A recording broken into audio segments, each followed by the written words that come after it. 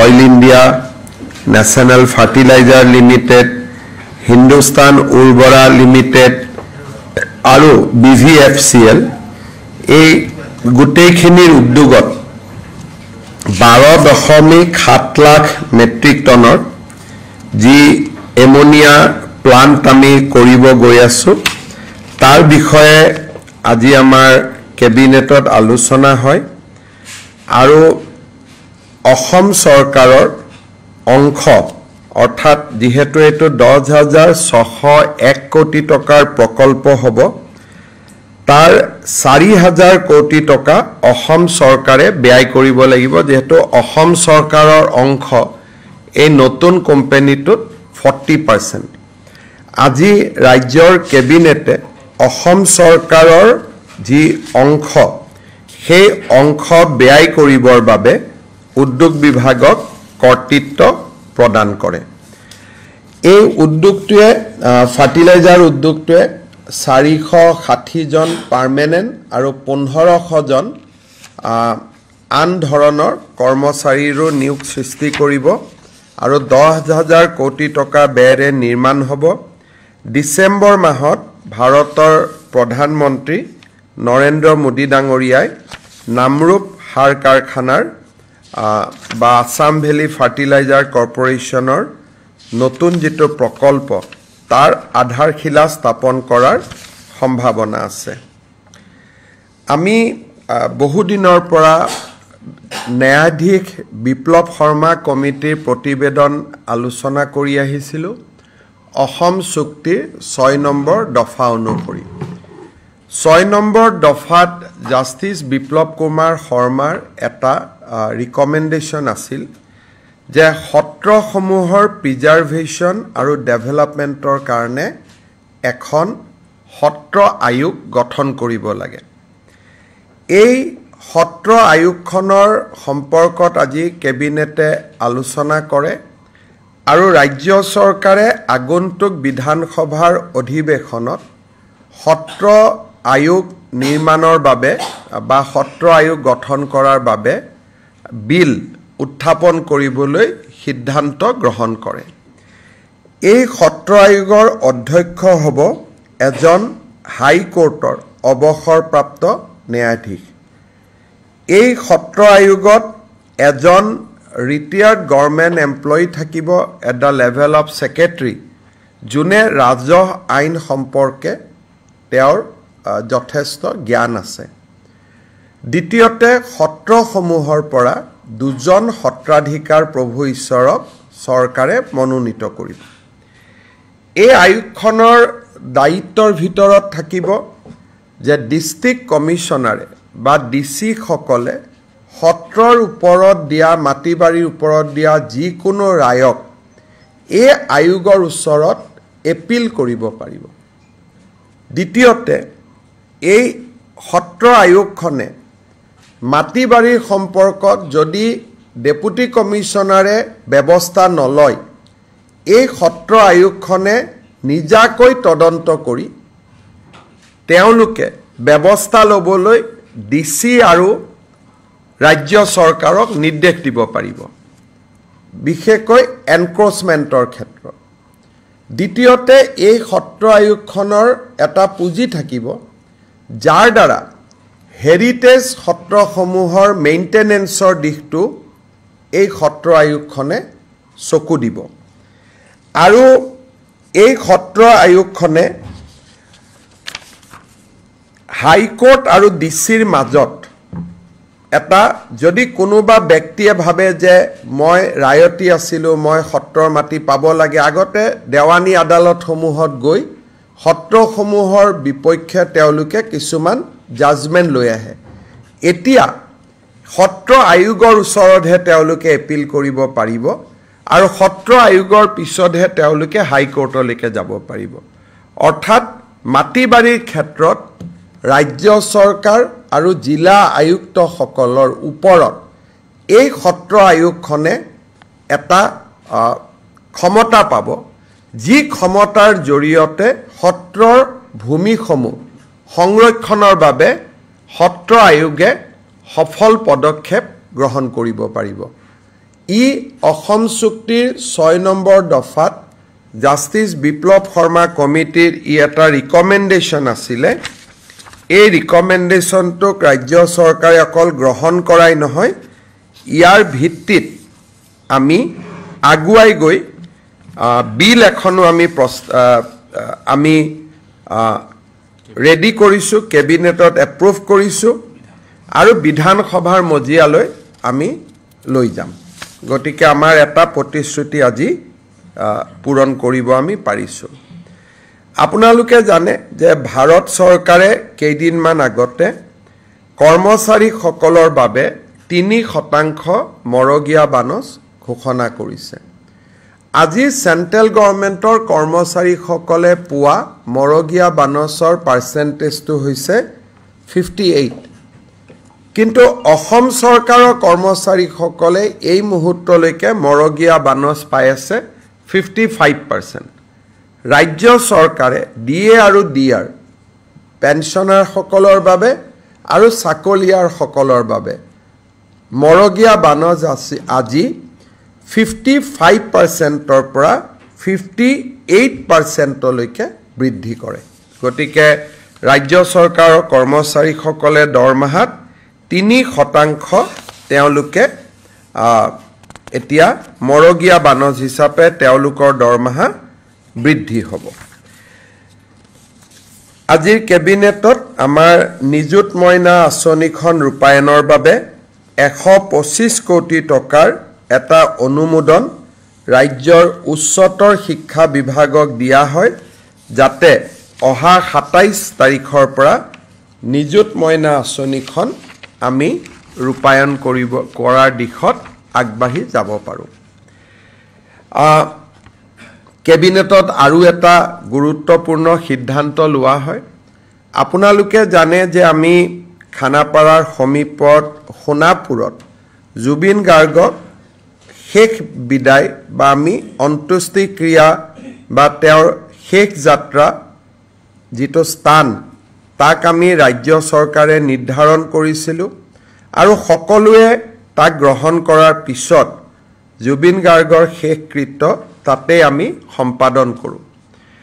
যোৱা এটা মাহ ৰাজ্য চৰকাৰে দৰ্শনাৰ্থী বা অনুৰাগীসকল গৈ থকা কাৰণে সমাধিটোৰ স্থায়ী নিৰ্মাণৰ ক্ষেত্ৰত আমি বিশেষ ব্যৱস্থা লোৱা নাছিলোঁ আজি সমাধিটোৰ স্থায়ী নিৰ্মাণৰ বাবে ৰাজ্য চৰকাৰৰ লোক নিৰ্মাণ বিভাগক দায়িত্ব অৰ্পণ কৰা হয় লোক নিৰ্মাণ বিভাগে সমাধিটোৰ স্থায়ী নিৰ্মাণৰ বাবে এখন পৰিকল্পনা প্ৰস্তুত কৰিব কিন্তু সেই পৰিকল্পনাখনক চূড়ান্ত ৰূপ দিবলৈ আজি ৰাজ্য চৰকাৰে কমিটি এখন নিৰ্মাণ কৰে অৰ্থাৎ কেনেকৈ হ'ব তাৰ প্লেনিংটো সেই কমিটিখনে অনুমোদন কৰাৰ পিছতহে ৰাজ্য চৰকাৰে ৰূপায়ণ কৰিব পাৰিব বিভাগটো হ'ব পিডব্লিউডি কিন্তু কৰিব লাগিব as per direction of this committee কমিটিৰ সদস্যসকল হ'ল শ্ৰীমতী গৰিমা গাৰ্গ শ্ৰীমতী পামী বৰঠাকুৰ শ্ৰী শ্যামন্ত গৌতম শ্ৰী পাৰ্থ সাৰথী মহন্ত শ্ৰী বীৰেন সিংহা শ্ৰীমতী অনুৰাধা শৰ্মা পূজাৰী শ্ৰী প্ৰাঞ্জল শইকীয়া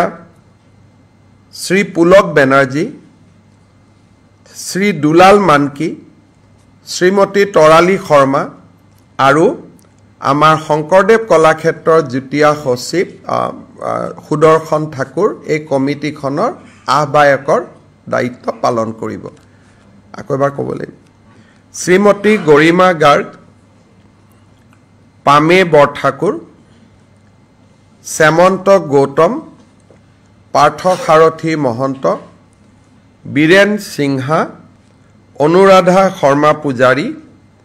প্ৰাঞ্জল শইকীয়া পুলক বেনাৰ্জী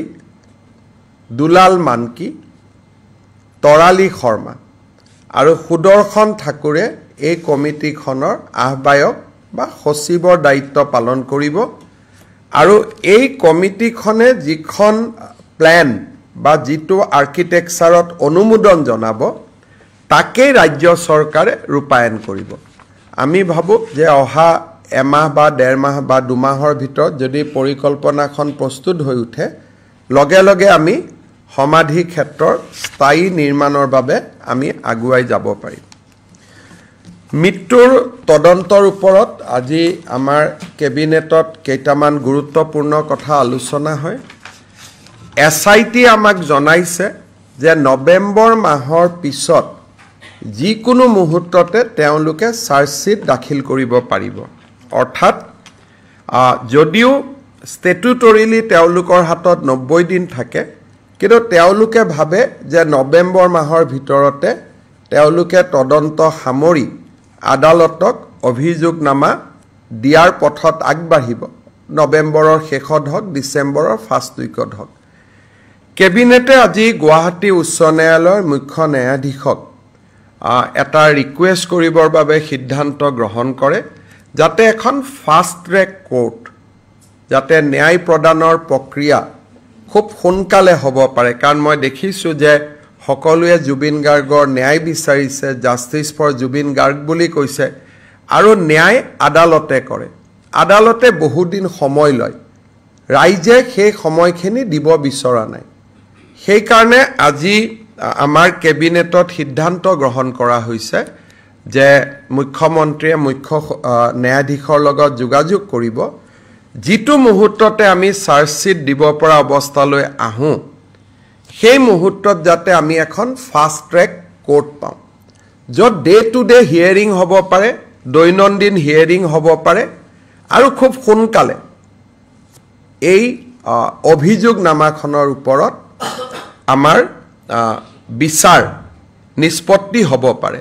চ' ৰাজ্য চৰকাৰৰ আজি এইটো এটা কেবিনেটৰ সিদ্ধান্ত আছিল যে Guwahati high court should constitute a fast track court দ্বিতীয়তে ৰাজ্য চৰকাৰে এইটো সিদ্ধান্ত গ্ৰহণ কৰিছে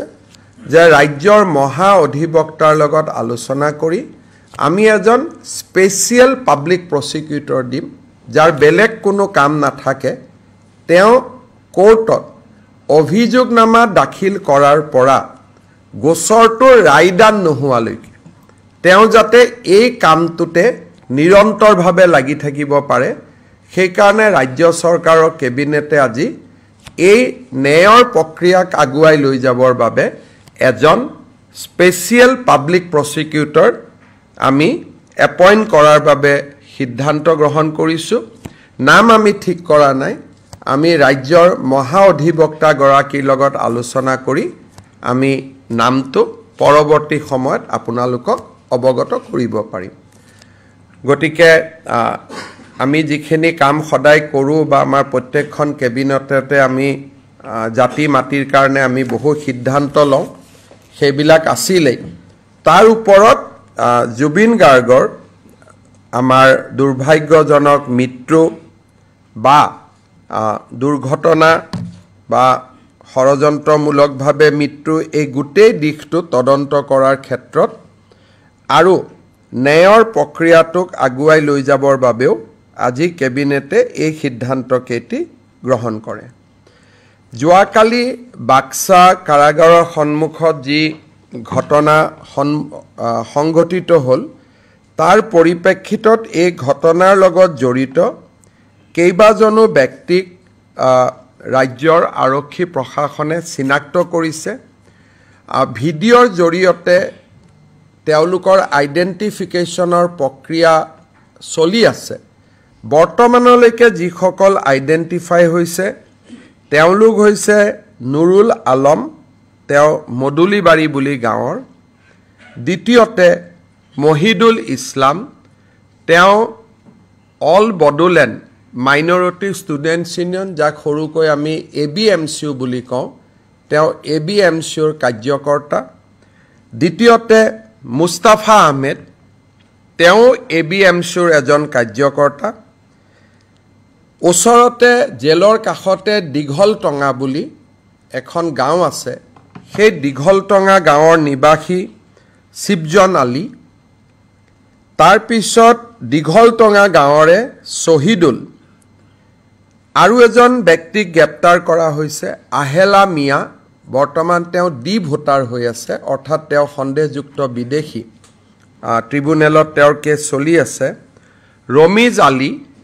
তেওঁক গ্ৰেপ্তাৰ কৰা হৈছে আৰু 8 নম্বৰ অভিযোগকাৰী হ'ল আছিক আৰু 9 নম্বৰ জন হৈছে হৰে কৃষ্ণ পাঠক হৰে কৃষ্ণ পাঠক পূৰ্বৰ আসুৰ সদস্য আছিলে এতিয়া তেওঁ তাৰে এজন কা আন্দোলনৰ সময়ত তেওঁক আসুৰ পৰা খুব সম্ভৱ বহিষ্কাৰ কৰা হৈছিলে হৰে কৃষ্ণ পাঠক এই 9 গৰাকী ব্যক্তিৰ নাম পোহৰলৈ আহিছে আৰু চৰকাৰে ভিডিঅ' ফুটেজৰ জৰিয়তে আৰু এই ঘটনাৰ লগত জড়িত ব্যক্তিসকলক চিনাক্তকৰণৰ প্ৰক্ৰিয়া চলাই আছে হয়তো অহা কালি পৰহি আৰু অভিযুক্তৰ নাম পোৱা যাব ৰাতিপুৱা মন্ত্ৰী ৰঞ্জিত দাসক মই এইমছলৈকে পঠাইছিলোঁ যোৱাকালিৰ ঘটনাৰ লগত দুজন লোক এইমছত দুজন যুৱক এইমছত চিকিৎসাধীন হৈ আছিলে তেওঁলোকক এটা সময়ত বিভিন্ন সংবাদ মাধ্যমত মৃত্যু হোৱা বুলিও কথা কোৱা হৈছিলে কিন্তু কালিৰ ঘটনাত কাৰো মৃত্যু হোৱা নাই দুইজন ব্যক্তি এতিয়া ষ্টেবল আৰু ৰিকভাৰীৰ পথত আগবাঢ়িছে বুলি এইমছ কৰ্তৃপক্ষই মন্ত্ৰী ৰঞ্জিত দাসক অৱগত কৰিছে মোৰ ফালৰ পৰা এইখিনি যদি আপোনালোকে কিবা খুদিব Sir, if you can repeat. লাঠি চাৰ্জ আৰক্ষীয়ে প্ৰথম কৰা নাই গোটেই ঘটনাটো এটা যদি ভিডিঅ' ক্লিপ চাই অকণমান ধাৰণাটো ভুল হ'ব যেতিয়া গুৱাহাটীৰ পৰা গাড়ীখন গৈ আছিলে তেতিয়া তাতে পেভাৰ্ছ ব্লক আছিলে পেভাৰ্ছ ব্লকবিলাক খুলি গাড়ীৰ ওপৰত পেভাৰ্ছ ব্লকেৰে 150 মান যুৱকে আক্ৰমণ কৰিছিল তেতিয়া তাত আমাৰ অসম আৰক্ষীৰ জোৱান এগৰাকী আঘাতপ্ৰাপ্ত হয় আৰু তেওঁ হস্পিটালাইজ হয় গতিকে প্ৰথম শিলাবৰ্ষণ আৰক্ষী তাত জমা নোহোৱাৰ আগতে যেতিয়া কনভয় গৈ আছে কনভয়তে আক্ৰমণ কৰা হৈছিল পিছৰ যিবিলাক ভিডিঅ' সেই ভিডিঅ'বিলাক পাৰ্ট কৰি বিভিন্ন সময়ত ওলোৱা ভিডিঅ' কিন্তু প্ৰথম ভিডিঅ'টো যদি আপোনালোকে চাই তেতিয়া সাংবাদিকসকলৰ লগতো তাতে মই কথা পাতিছোঁ যিকেইজন সাংবাদিকক মই জানো সাংবাদিক আৰু আৰক্ষীয়ে গুলীবৰ্ষণ শিলাবৰ্ষণত দলঙৰ তলতো আশ্ৰয় ল'বলগীয়া হৈছিল আৰু তাত নিউজ লাইভৰ সাংবাদিকগৰাকীও আছিলে মই তেওঁৰ লগতো কথা পাতিছিলোঁ গতিকে সকলোৱে এইটো কথা কৈছে যে চলন্ত গাড়ীত প্ৰথমতে আক্ৰমণ কৰা হয় গতিকে ইয়াত আমি যিবিলাক ভিডিঅ' পাইছোঁ সেই ভিডিঅ'বিলাক কাট পিছৰ ভিডিঅ' দ্বিতীয়তে আৰু এটা কথা কৈছে যে বাস্কা জেলখন খুব ভাল তাতে বিছনাও নাই আজি ৰূপেশ গোৱালাই আমাক কৈছে যে তাতে ইভেন বিছনাও নাই কাৰণ জেলখন নতুন আছিলে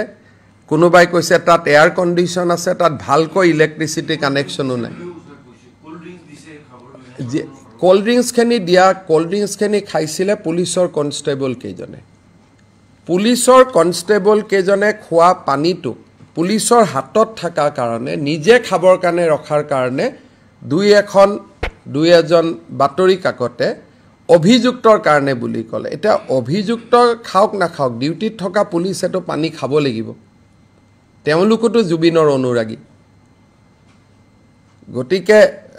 এই আৰু জেলখনৰ ভিতৰতো আপোনালোকক কেতিয়াবা আমি লৈ যাব পাৰিম আপোনালোকে চাব পাৰিব তাত দূৰণিলৈকে ক'তো এয়াৰ কণ্ডিশ্যন নাই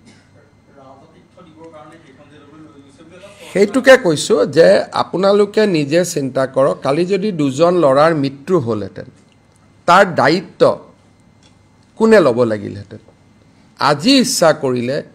এই দুজন ল'ৰাই যে গুলি খালে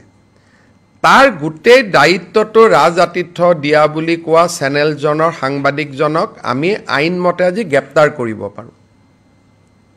কাৰণ তেওঁৰ হাতত কোনো প্ৰমাণ নাই যিখন জেলত বিছনাও নাই আজি ৰূপেশ গোৱালা কেবিনেটত আমি সুধিছিলোঁ যে এই জেলত কি আছে বোলে দাদা তাততো বিছনাও নাই অকল মেট্ৰেছ আছে নিৰাপত্তা দিব লৈ যোৱা হৈছে ৰাজ আতিথ্য নহয় দুইটাৰ মাজত পাৰ্থক্য আছে তাত ক'লে এয়াৰ কণ্ডিশ্যন আছে আজি এই দুইজন ল'ৰা যে যদি মৃত্যু হ'লহেঁতেন এই মৃত্যুৰ দায়িত্ব কোনে ল'লেহেঁতেন শীতল পানীয় বুলি কোৱা চেনেলটোৱে নহলে ৰাজাতীৰ্থ দিয়া বুলি কোৱা চেনেলটোৱে এতিয়া মই কাৰো ওপৰত ষ্টিক হ'ব খোজা নাই সকলোকে ধৰি লৈছো জুবিন অনুৰাগী কিন্তু যদি কালিৰ ঘটনাটোৰ তদন্ত হয় তেতিয়ালে প্ৰথম প্ৰভোকেশনটো এটা চেনেলৰ সাংবাদিকৰ পৰা আহিব যোনে ৰাজাতীৰ্থ দিয়া বুলি ক'লে নম্বৰ 2 শীতল পানীয় খোৱা বুলি ক'লে গতিকে ক্ৰিমিনেল কেছটো এনেকুৱা হয় যে সাংবাদিকসকলৰ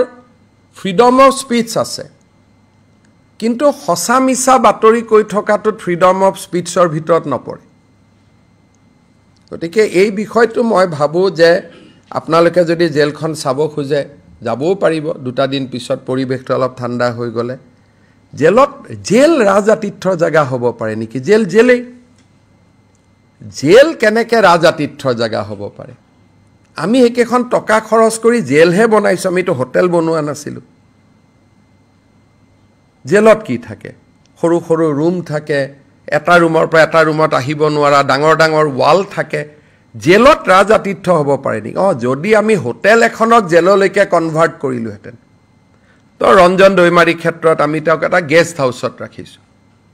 এনডিএফবিৰ বহুত কেইজন একিউজত চিৰাঙত এখন আমি গেষ্ট হাউচত ৰাখিছো তাত ক'ব পাৰে ৰাজাতীৰ্থ বুলি আৰ্গুমেণ্টছে কিন্তু জেলতে ৰাখিলে জেলখন কেনেকে ৰাজাতীৰ্থ হ'ব পাৰে গতিকে বিষয়টো কোলৈকে লৈ যোৱা হৈছে মই ভাবো যে ডেফিনেটলি সেই পেপাৰখনক জাষ্টিস সৌমিত্ৰ শইকীয়া কমিটিয়ে মাতিব সাক্ষী দিবৰ কাৰণে কাৰণ অসম চৰকাৰে তাত এফিডেভিট দিব এই চেনেলটোৰ বিপক্ষে যাতে জাজে এটুক চাই কাৰণ আমি যদি পুলিচে ধৰি লৈ যায় আমাক অভিযোগ দিব অহা কালি খুব সম্ভৱ জাষ্টিস শইকীয়া কমিশনে এফিডেভিট বিচাৰিব আমাৰ এফিডেভিটত যিমানে আজিলৈকে উৰা বাতৰি উলিয়ালে আমি গোটেইবোৰ আমাৰ এফিডেভিটত দিম যিমানে আজিলৈকে উৰা বাতৰি উলিয়ালে সুপ্ৰিম কোৰ্টত পিটিশন যোৱাই নাই আপোনালোকে আৰম্ভ কৰিলে কেনেকে পিটিশন যাব পাৰে পিটিশনখনতে লিখা আছে ডিফেক্টিভ বুলি তাৰমানে পিটিশনখন শুদ্ধ কৰি দিয়া নাছিল কাৰণে পিটিশনখনৰ ওপৰতে লিখা আছে ডিফেক্টিভ পিটিশন বুলি সেই পাৰ্টটো আপোনালোকে নেদেখুৱালে আৰু ডিফেক্টিভ কাৰণে আজিলৈকে সুপ্ৰিম কোৰ্টত এখন পিটিশন নাহিলে ইয়াৰ ওপৰত মানুহ বহি গল কেনেকে দিব পাৰে কোৰ পৰা দিলে কেনেকে দিলে তেওঁ সিংগাপুৰত নাছিলে গুৱাহাটীতে ঘূৰি আছিলে প্লেনত কোনোবা সিদ্ধাৰ্থ শৰ্মা আহিছে আপোনালোকে এইজন সিদ্ধাৰ্থ শৰ্মা বুলি উলিয়াই দিলে তানে বাৰে বাৰে আপোনালোকে অসমখনক এটা এজত লৈ গৈ আছে মই আপোনালোক মানে নাম ধৰি কোৱা নাই যে এইজন বাৰে বাৰে নিজৰ জননী জন্মভূমি ইমানটো দুৰ্ঘটনাৰ এজত লৈ যাব নালাগে কালি এই দুজন লৰা ছোৱালী যদি লৰাৰ মৃত্যু হলহেতেন আপোনালোকে কলেহেতেন অসম চৰকাৰে জবাব দিয়ক কিন্তু আসল দুখটো কাৰ ওপৰত আছিল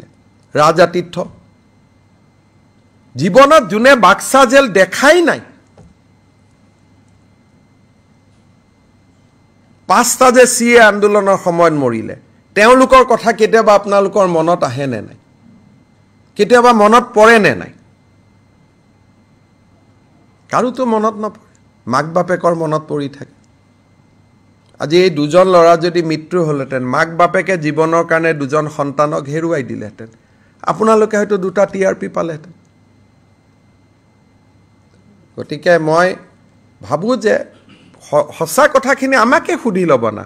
যে সেই জেলত এসি আছে নেকি মোক এটা হোৱাটছআপ কৰিলে মই ৰিপ্লাই দি দিম কক আৰু কি আছে outside the Baksa jail, and given the fact that those people who have been identified by the police now, their backgrounds seems to be influential. So do you think that there is a pattern or a concerted attempt to de-establish the situation? যিদিনাখন অসমত মানুহে ঈদ নাপাতিবৰ বাবে সিদ্ধান্ত ল'ব সিদিনাখন মই কম যে একো পেটাৰ্ণ নাই সেইকাৰণে মাই judgement is reserve Durga Puja নাপাতিব সিদ্ধান্ত ললো ভাষণী নাপাতিব সিদ্ধান্ত ললো দীপাৱলী নাপাতিব সিদ্ধান্ত ললো 25 ডিসেম্বৰত বৰদিন আহি আছে আমি কি সিদ্ধান্ত লম মই চাওঁ Mr. Chief Minister, if you can. তাৰ পিছত ঈদ আহিব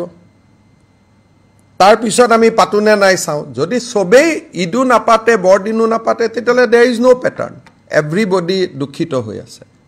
কিন্তু সবেই যদি সব পাতে আৰু আমাকহে যদি পাতা বন্ধ কৰে তেতিয়ালে আমি কবই লাগিব there is a pattern বুলি সেইকাৰণে আজি মই একো নকওঁ আমি ৰখিব লাগিব to get this answer সেইকাৰণে আজিয়ে যদি মই কৈ দিওঁ pattern আছে that will be wrong গতিকে it is a matter যে we have to wait for next 3 4 5 months তেতিয়া আমি গম পাম যে প্যাটার্ন আছে নে নাই আজিয়ে কোৱাটো শুদ্ধ নহয় ইটোটো আপোনালোকে তাত ইনপুট নাই সাংবাদিক কেজনে মাটি মাটি লৈ আহিলে মানুহ কেজন ইনপুটটো পুৰা ইনপুট তাত কোনো নাছিল গোটেইখিনি পেপাৰৰ সাংবাদিকখিনি তাতে গুট খাই মাটি মাটি আনিলে লৰা ছোৱালী কেইটাক তাৰ পিছত তাতে আৰম্ভ কৰিলে যে বাক্সাত লৈ আহিছে জুবিনৰ হত্যাকাৰী বুলি that is the first step তাৰ পিছত দিঘলটঙা গাঁৱৰ পৰা মানুহখিনি গুছি আহিলে ওচৰত 11টা বজালৈকে তাত কোনো নাই আপোনালোকৰ চেনেল বিলাকতে লাইভ হৈ আছে তাত জনশূন্য মই মোৰ নিজৰ কোনো ইনফৰমেশন নাই আপোনালোকৰ চেনেল বিলাকতে চাব তাত এজনো মানুহ নাছিলে প্ৰথম অৱস্থাত মানুহখিনিক যেতিয়া লাইভ হল এই হৰে কৃষ্ণ পাঠক বোলা লৰাজনে প্ৰথম ফেসবুক কৰে around 11 o'clock তাৰ পিছত সাংবাদিকসকল গৈ পালে বাইট দিবৰ কাৰণে মানুহক মাতি আনিলে 34 people তাৰ পিছত বাইট দি থাকুতে দিঘলটঙা গাঁৱৰ পৰা এই মানুহখিনি ওলাই আহিলে তাৰ পিছত লাহে লাহে মানুহ জমা হল গতিকে আৰু ইন্টেলিজেন্স কোড থাকিব আমিতো লগে লগেহে গম পাইছো যে আমি গুৱাহাটীত ৰাখিব নালাগে বুলি কোৰ্টে অৰ্ডাৰ কেইটাত দিছে 10:30 বজাত 10:30 বজাত আপুনি কি ইন্টেলিজেন্স যোগাৰ কৰিব আমাৰ হাতত অপচন আছিল যে নলবাৰীত লৈ যাওঁ বা মঙ্গলদৈত লৈ যাওঁ বা আমি বাক্সাত লৈ যাওঁ কাৰণ আমি বহুত দূৰটো এখন গাড়ী চলাই যাব নোৱাৰি গতিকে আমাৰ হাতত অপচন আছিল যে গুৱাহাটীৰ পৰা 1 ঘণ্টাৰ ভিতৰত আমি যতে পাৰো তাত লৈ যাওঁ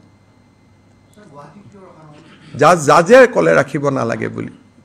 গুৱাহাটীত জুডিচিয়াৰী মুখ্য ন্যায়িক দণ্ডাধীশে কলে যে তেখেতক গুৱাহাটীত নাৰাখিব কাৰণ তাত অজয় ফুকন আছে তাত ভিক্টৰ দাস আছে তাত আলফা আছে আৰু ৰাখা না আমিতো আমাক যতে জুডিচিয়াল কাষ্টডি মানে কি ন্যায়িক কাষ্টডি আজিৰ পৰা তেওঁ আমাৰ কাষ্টডিত নহয় জুডিচিয়াল কাষ্টডি ন্যায়িক জিম্মা কোড হ'ব হেতু ন্যায়ালয়ে নিৰ্ধাৰণ কৰে গমে পোৱা নাছিলে নহয় তেওঁলোকক আগদিনা আমি ইন্ডিকেট কৰি ৰাখিছো যে যদি কোৰ্টে কিবা কাৰণত গুৱাহাটী জেলত নাৰাখে তেতিয়া আমি 6-7খন জেলক ইন্ডিকেট কৰি ৰাখিছিলো মঙ্গলদৈ নলবাৰী বাক্সা গোৱালপাৰা গুৱাহাটীৰ কাষত যিমান মৰিগাঁও গোটেইকেইখন জেলকে আমি কৈ ৰাখিছিলো যে ভাই যাব পাৰে কাৰণ আমিতো নাজানো আমি ভাবিছিলো যে কোৰ্টে কোনোবা এখন জেলৰ নাম ধৰি দিব যেতিয়া কোৰ্টে কলে যে তোমালোকে গুৱাহাটীৰ বাদে যতে ইচ্ছা তাতে লৈ যোৱা তেতিয়া আমি সিদ্ধান্ত ললো যে নলবাৰী জিলা আৰু গুৱাহাটী জেলৰ মাজত কোনো পাৰ্থক্য নাথাকিব ইয়াত কয়েদি কম আছে তো তাতে লৈ যাম এটা মই কি কম কালিলৈকে হিতেশ দেৱ শৰ্মাই মোৰ এগেইনষ্টতে লিখি থাকে এটা মইও কম এটো মোৰ বিৰুদ্ধে বাপেক পুতেকৰ ষড়যন্ত্ৰ বুলিহে ক'ব লাগিব এটা ডাঙৰ কথা হৈছে যে যি সকলে মোৰ প্ৰতি আক্ৰমণ কৰে দুদিন পিছত আপোনালোক প্ৰথম অৱস্থাত তেওঁলোক আপোনালোকৰ লগত হিতেশ দেৱ শৰ্মা ইমান দিন আছিল আপোনালোকৰ লগত মানে আপোনালোক আৰু হিতেশ দেৱ শৰ্মা মোটামুটি এটা কেম্পতে আছে কালি পৰা কেম্পটো ভাঙি গল এটা হিতেশ দেৱ শৰ্মাক যদি মই কিবা কৰো অহা যোৱা কালি যদি মই কিবা কৰিলেতেন আপোনালোকে তো মোক একদম পিঠি ফালি দিলে আৰু হিতেশ দেৱ শৰ্মা মোৰ মানুহ নহয় আপোনালোকৰ মানুহ এটা কৰিব লাগে নে নালাগে আপোনালোকে কক তেওঁ আপোনালোকৰ হে মানুহ তেওঁটো গোটেই ফেসবুক খনত মোৰে এতিয়াতো মই উল্টাই ক'ব খোজো যে আমাক বেয়া পোৱা মানুহখনে শত্ৰুতামি কৰি কালি গোটেই ঘটনাটো কৰিলে থ্ৰ হিতেশ দেৱ শৰ্মা তেওঁ লৰা তেনেকেও মই ক'ব পাৰো কিন্তু মইতো এইটো কথা কোৱা নাই because as a CM I cannot be unreasonable মোক বহুতে কৈ আছে যে স্যাৰ কৈ দিয়ক গীতাৰ্থই কৰি দিলে হিতেশ দেৱ শৰ্মা তো আপোনাৰ এগেইনষ্টৰ মানুহ এই ইকোসিস্টেমৰ মানুহ আমাৰ বিৰোধী সিস্টেমটোত গতিকে কৈ দিব পাৰিব যে এইটো কংগ্ৰেছে ষড়যন্ত্ৰ কৰিলে মইতো এইটো কোৱা নাই মইতো উল্টাই ডিফেণ্ড কৰিছোঁ শত্ৰু হওক বন্ধু হওক মইতো উল্টাই ডিফেণ্ড কৰিছোঁ যে যেটো পংকজে প্ৰশ্ন কৰিলে মইতো তাৰ লগত হাওঁবৰ দিব পাৰিলোহেঁতেন যে গোটেই ঘটনাটো হিতেশ দেৱ শৰ্মা লৰাই কৰিলে বুলি এইটোতো নহয় নহয় যেটো নহয়তো ক'ব লাগিব তাততো টাইমাৰটো চালে গম পাব ঘটনাটো কেইটাৰ ইটো ঘটনা কেইটাৰ তেওঁ কি কৰিছে কি কৰা নাই তদন্তটো সব আহিব কিন্তু হিতেশ দেৱ শৰ্মা কাৰ মানুহ পিছত লাষ্ট 3 মাহ কাৰ মানুহ 6 মাহ কাৰ মানুহ আপোনালোকৰ মানুহ এই গোটেই ঘটনাটোতো তেওঁৰে ফেসবুক পোষ্ট সাৰ্কুলেশন হৈ আছে এনেকে মানুহবোৰ খৰি খৰি গৈ থাকিব সবৰ পতে যেতিয়া এটা ঘটনা হয় গুলি চালনা হয় তাৰ এটা দণ্ডাধীশ পৰ্যায় তদন্ত হয় এটো ৰুলতে আছে গতিকে তদন্ত ডেফিনেটলি হ'ব পুলিচে গুলি খুলিলে তদন্ত হয় যে কিয় গুলি খুলিলে তাৰ উত্তৰ পুলিচে দিবই লাগিব কোৰ্টক গতিকে তদন্তটো অনিবাৰ্য কোনো কাৰো ব্যক্তিৰ বিৰুদ্ধে নহয় ঘটনাটোৰ ওপৰত হ'ব আৰু যোনে সাক্ষী দিয়ে যেনেকৈ আপোনালোকে যদি গৈ কয় যে এইটো মোৰ লগত ভিডিঅ' আছে টাইমিং ইজ 10:30 বেলেগ কথা কিন্তু আৰু ভিডিঅ' আছে যে এইটো বহুত পিছৰ টাইমিং হয় কাৰণ তেতিয়ালৈকেতো ময়ে যোগাযোগ কৰি আছোঁ এইটো ঘটনাৰ সময়লৈকে ময়ে টিভি চাই আছোঁ বাৰে বাৰে ময়ে ফোন কৰি আছোঁ এটোতো একদম লাষ্টৰ কথা কিমান পুলিচ আহিলে কিমান নাহিলে মই ডিজিপিক ফোন কৰি আছোঁ ডিজিপিও বেচাৰা দিল্লীত আছিল নাছিলে তো কাৰণ আমিনো কেনেকৈ জানো তাত যে মানুহ তাত যে যাব আমাৰ যদি ৰাজ আতিথ্য দিয়া প্ল্যান থাকিলেতেন তাততো আমি এইবিলাকে গোটেই খেলিমেলি কথা এটা টিভিয়ে কৈছে আমি তাত ৰাজ আতিথ্য দিবলৈ গৈছো যদি আমি ৰাজ আতিথ্য দিবলৈ গৈছো তাততো পুলিচ থাকিব লাগিব আকৌ আপুনি কৈছে তাত পুলিচ নাই তাৰ মানে আমিও গম নাপাওঁ যে তেওঁ তাতে যাব আৰু সেইকাৰণে তাত পুলিচ নাছিলে মাত্ৰ 60 গৰাকী পুলিচ আছিলে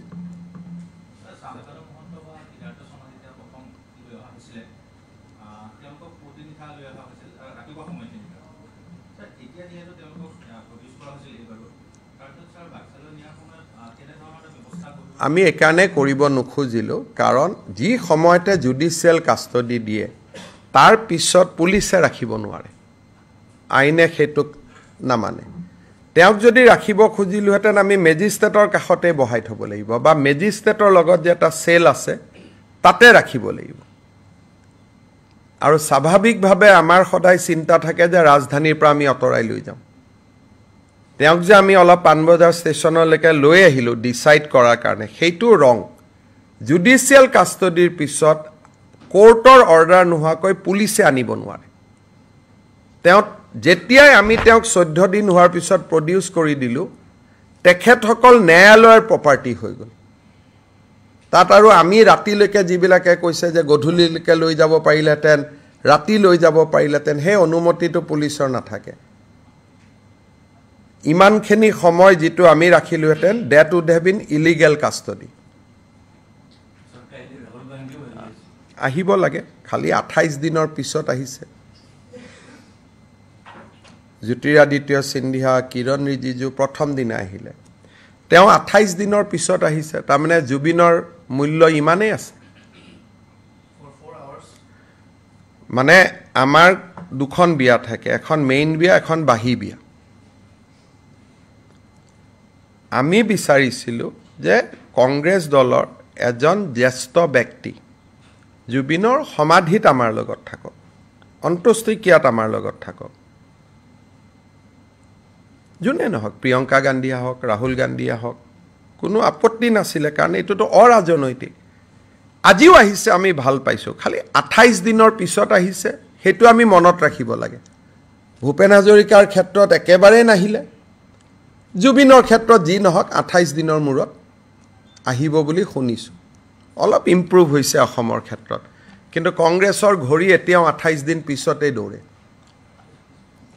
আমাৰ হিয়াৰামঠু জুবিন গাৰ্গৰ ক্ষেত্ৰত 28 দিন পিছত ঘড়ী কাটা চলাটো অলপ দুৰ্ভাগ্যজনক বুলিয়ে কম তথাপিতো দেৰ হয় দুৰুস্ত হে দেৰিকৈ হ'লেও আহিছে গতিকে আমি অইন দিনাখন আহিলে মই কিবা কিবি বেয়াকৈ কওঁ কিন্তু কালি যেহেতু জুবিন গাৰ্গৰ কাৰণে আহিছে মই স্বাগতম জনাইছোঁ মুকু যদি মাতে সেইখিনি সময়ত আপুনিও থাকিব গৰিমা গাৰ্গৰ ওচৰত ময়ো যাব পাৰোঁ কোনো কথা নাই Mr. Chief Minister, today the cabinet has taken some very key decision in terms of the Zubin Garg investigation. If you can briefly tell in English. Today we have constituted a very powerful committee who will approve the drawing and designs for the Samadhi of Zubin Garg. And that committee constitute his wife as well as many members of his close family and friend circle. We have included them. Second, we have decided to constitute a fast track court because we have been given an understanding by the SIT that they will be able to file the search sheet on time. And in fact, going one step forward, they have already unraveled the basic motive of the entire incident, and SIT has actually progressed very, very commendable way. Finally, along with a fast track court, we have decided to appoint a special public prosecutor as per recommendation of the Advocate General of Assam. Finally, we are also thankful to the Singapore government for allowing Assam police team to visit Singapore on 21st. That was a constant request Assam government has made. Yesterday when I met Dr. Joy Shankar, External Affairs Minister, he immediately called Singapore authority and he conveyed my uneasiness of not allowing Assam police team to visit Singapore. Because of the interference at the level of External Affairs Minister Dr. Joy Shankar, today Singapore has approved the visit of Assam police team. The Singapore police position was very clear. They met me, the High Commissioner met me. They said that in Singapore, whenever such kind of incident take place, they takes 3 months to complete the investigation. And during these 3 months, they do not talk. They remain in silent mood. Unlike India, the police are not allowed to speak, police are not allowed to meet anybody. They will remain in silent mood. But at the end of the 3 months, they have a coroner court, like our court. There they will put up the report. But after that, everything is public. You can see the report, you can argue in favor or for the reports. So they said that for 3 months, Singapore police must be given time. They cannot speak. That is why they have initially very reluctant to speak with Assam police. But now, because of the insistence of Dr. Joy Shankar, I also in my limited way, I also tried to convince them. So they have made a very, very special dispensation and allowed our police to visit Singapore. Also, Mr. Chief Minister, if you see during this entire course of time, ever since Zubin Garg's mortal remains came, Assam police have been able to handle the situation very well. We saw there were attempts to disrupt peace in the airport, there were attempts in the Samadhi Sthal. Yesterday's Baksa incident, do you think somewhere, because we all were present, somewhere there was a lack of coordination? Because we got a court order at the 11th hour. So we have to decide out of 4 or 5 options, one option immediately. Because we cannot take the people in a long driving position. We could have taken them to Dhubri, we could have taken them to Difu, but that requires 5 hours of journey. So the police calculated that which is the jail where they can go immediately. We decided Baksa because normally Baksa there is hardly any law and order situation. People are very nice and cooperative. That is why we decided Baksa, not me, by the police, and they have just shifted them because once judicial custody is allowed, you cannot have him with you. in police custody. So in the process, there was some, I think you have seen the instigation. And if you look at the press interview prior to their incident, the kind of question was put by press to the common people, all these things I think will go to Justice Soumitra Saikia's commission and things will come whose laps it was.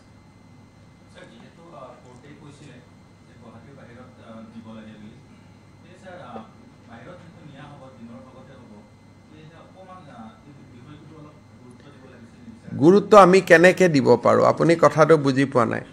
10:30 বজাত কোৰ্টে আমাক নিৰ্দেশ দিলে যে তেওঁক এখন সিকিউৰ জেলত লৈ যাওক আমি কোট ৰাখি থম তেখেতক সেই মাজৰ সময়খিনি কবাত ৰাখি থলেতো আমি চাহ খুৱাব লাগিব ভাত দিব লাগিব আপোনালোকে কি অৱস্থা কৰিলেহেঁতেন ভাবক কি ধৰণে আমি চলি আছো এটা আমাৰ বাদে কোনেও নাজানে 28 দিন আমি কোনেও খোৱা নাই বাক জুবিনৰ কাৰণে নুখুলে ভাল লাগিলহেঁতেন প্ৰেছৰ কাৰণে সোশ্যাল মিডিয়া সব পথাতে পইণ্ট উলিয়াই দিয়ে এতিয়া যদি কয় যে মই কথা কৈ আছো এই নীলাটো পিন্ধি কিয় কথা কৈ আছে কিয় বগাটো পিন্ধা নাই এনেকে ধৰণে মানে মই নিজেও নাজানো যে অসমীয়াই পিছত কি বুলি কাক জবাব দিব জুৱা 28টা দিনত যি ধৰণে ভুৱা বাতৰি উৰা বাতৰি প্ৰচাৰ হৈছে পিছত কি জানি আমি নিজে নিজক লাজ পাম মই আগতে কৈছো জুবিনৰ মৃত্যুৰ আগত এই সকল কেতিয়াও জুবিনৰ অনুৰাগী নাছিলে মই এটা নাম কলে নাম নুকুৱাকৈ কম এটা বাতৰি গোষ্ঠীত জুবিনে গৈ আক্ৰমণ কৰিছিল অতিষ্ঠ হৈ জুবিনৰ বিপক্ষে লিখি থকা কাৰণে আপোনালোকৰ মনত আছে নাই নাজানো এটা বাতৰি কাকত গোষ্ঠীয়ে 3 দিন মোৰ বিষয়ে যেনেকৈ লিখে একজেক্ট সেই শব্দবোৰ ব্যৱহাৰ কৰি 3 দিন জুবিন গাৰ্গৰ কথা লিখিছিল শেষত জুবিনে অতিষ্ঠ হৈ বাতৰি কাকত গোষ্ঠীটোক আক্ৰমণ কৰেগৈ আক্ৰমণ মানে তাৰ যিটো মেজাজ আছিল গেটটেট ভাঙি সোমাই গ'ল তেতিয়া পেপাৰখনে পিছদিনাখন লিখিলে যে জুবিন গাৰ্গৰ সাংস্কৃতিক অনুষ্ঠান বৰ্জন কৰিব লাগে সেই অনুষ্ঠানটোৰে ডিব্ৰুগড়ত এটা তেওঁলোকৰ কিবা এটা জয়ন্তী আছিল জুবিন গল ডিব্ৰুগড়লৈকে তা গান গাব গলে ষ্টেজতে গলে ইহঁতৰ কাৰণে মই গান নাগাওঁ এইটো আজি 6 মাহৰ কথা ষ্টেজতে কলে যে মই গান নাগাওঁ আজি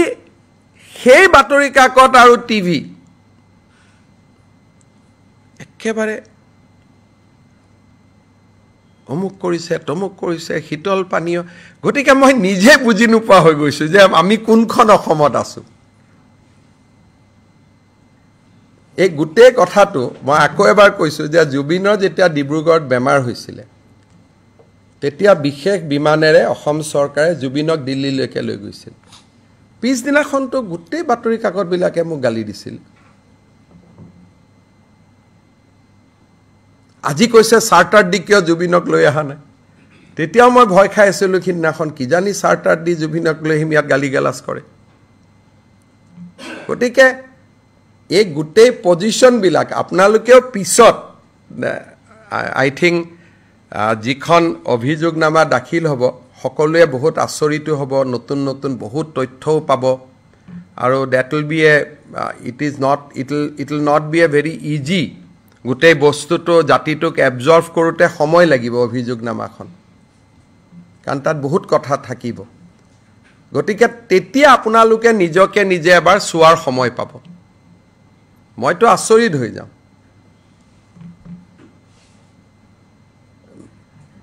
জুবিন ইমান এটা মহান অন্তৰ আছিল কংগ্ৰেছৰ সদস্যসকলে জুবিনক আক্ৰমণ কৰে গণেশগুৰিত 2020 জুবিনে কেছ দিলে নিজে যে মোক আক্ৰমণ কৰিলে এবছৰ পিছত জুবিনে গৈ কোৰ্টত কৈ আহিলে যে মোৰ ইহঁতৰ লগত একো নাই আপোনালোকে জানে নাজানে মই নাজানো মই ষ্টৰীটো কৈ দিছো 2020ত গণেশগুৰি ফ্লাইঅভাৰ তলত যুৱ কংগ্ৰেছৰ ল'ৰাসকলে জুবিনক আক্ৰমণ কৰে আক্ৰমণ কৰাৰ পিছত জুবিনে নিজে কেছ দিয়ে নিজৰ হাতৰ চহী দি এবছৰ পিছত জুবিনে আদালতত গৈ কয় যে ল'ৰাকেইটাৰ লগত মোৰ একো দুশ্মনী নাই ইহঁতক এৰি দিও গতিকে এই উত্থান পতান বহুতবিলাক আপছ এণ্ড ডাউন আছে পিছত যেতিয়া এইবিলাক ঠাণ্ডা হৈ যাব তেতিয়া মই কম মই আজি ৰাতিপুৱা মোক এজনে 3খন পেপাৰ দি থৈ গৈছে ইমান ফুল পেজ যেনেকৈ মোৰ এগেইনষ্টত কেতিয়াবা প্ৰেছৰ গোটেই পেজবোৰ লিখি দিয়ে ওপৰৰ পৰা তললৈকে তাত মানে প্ৰধানমন্ত্ৰীৰ বাতৰিও নাথাকে ৰাষ্ট্ৰপতিও নাথাকে অকল ময়ে যেনেকৈ তলৰ পৰা ওপৰলৈকে থাকোঁ তেনেকৈ ধ্ৰুৱ 3 দিন 3 দিন জুবিন গাৰ্গক একেবাৰে শেষ কৰি দিলে পবিত্ৰই কৈছে দাদা মোৰ মনত আছে মোক ফোন কৰিছিলে জুবিনে মোকো লগ কৰিছিল যাবৰ কাৰণে তাতে ৰাতি তাতে গৈ পেলাই জুবিনে আক্ৰমণ কৰি দিলে মোৰ ভাষা নহয় বাতৰি কাকতখনে লিখিলে আমাৰ কাৰ্যালয়ত জুবিনৰ আক্ৰমণ বুলি ভাষাটো মোৰ নহয় জুবিনে হয়তো আক্ৰমণ কৰাও নাছিলে বাতৰি কাকতখনে লিখিলে মোৰ কাৰ্যালয়ত জুবিনৰ আক্ৰমণ এতিয়া তেওঁলোক জুবিনৰ অনুৰাগী হলো আমি বেয়া হৈ গলো আমি কি কৰিম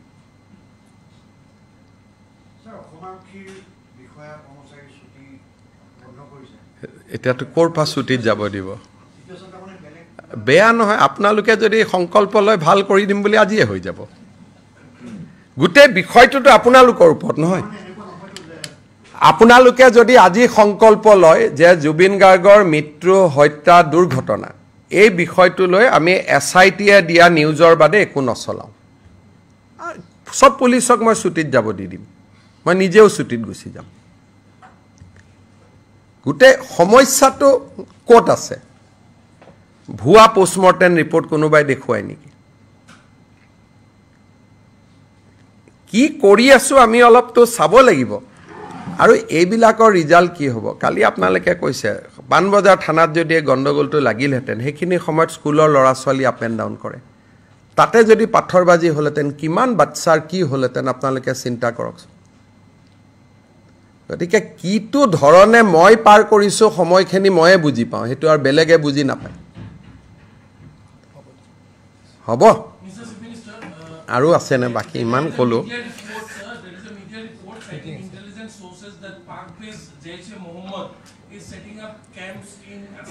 চক এইবাৰ বিধানসভাত দুখন ডাঙৰ আইন আহিব আৰু এই দুইখন আইনৰ জৰিয়তে আমি যেটো কৈছিলোঁ জাতি মাটি ভেটি দুটা শেষ গজাল মাৰিবৰ কাৰণে আমি চেষ্টা কৰিম আজিয়ে মই আইন দুখনৰ বিষয়ে ক'ব খোজা নাই নেক্সট কেবিনেটত এপ্ৰুভ হোৱাৰ পিছত কম সো জুবিনৰ ঘটনাটোক লৈ আমি যেনেকৈ দুঃখিত তদন্তৰ প্ৰক্ৰিয়া ক্ষিপ্ৰগতিত কৰি আছোঁ আমি আমাৰ মেইন কামটোক এৰি দিয়া নাই আমি আমাৰ মেইন যেটো জাতি মাটি ভেটি তাতে আমি লাগি আছোঁ আৰু আপোনালোকে দেখা পাব যে অহা কেবিনেটত আমি দুখন অহা বা তাৰ কেবিনেটত দুখন ডাঙৰ আইন আমি আনিম যেটো 25 নৱেম্বৰত বিধানসভাৰ মজিয়াত আমি লে কৰিম কাৰণ জেসি মহম্মদক কিবা এই যে 8জন লৰাই হ'ল আজি মই অভিযোগ কৰা নাই তেওঁলোক জেনুইন ইনোসেন্ট হ'ব পাৰে কিন্তু এটা প্যাটাৰ্ন এটাটো আপোনালোকে দেখা পাইছে আজি মই একো কোৱা নাই যদি অহা বছৰ সকলো মানুহে কৈ দিয়ে যে আমি ঈদো পালন নকৰো হিন্দুৱে যেহেতু দীপাৱলী জুবিনৰ কাৰণে পালন নকৰিলে আমি ঈদো পালন নকৰো তেতিয়ালেতো মই মানে ক'ব লাগিব যে হয় এটো কোনো ষড়যন্ত্ৰ নাই একো নাই এটো এটা খুব ধুনিয়া পৰিবেশ এটা অসমত নিৰ্মাণ হৈছে কেশৱ দাহিনান ভাষণত কৈছে যে জুবিনৰ মৃত্যুৱে যিখন অসমৰ পৰিবেশ গঢ়ি দিলে বুলি এজিপিত কৈছে কিন্তু পৰিবেশটো গঢ়ি দিলে নে নাই তাৰ কাৰণে বৰদিন খ্ৰীষ্টমাছ ঈদলৈকে ৰখিব লাগিব আজি এটো ক'ব নোৱাৰে হয় নে নহয় বহুত বহুত ধন্যবাদ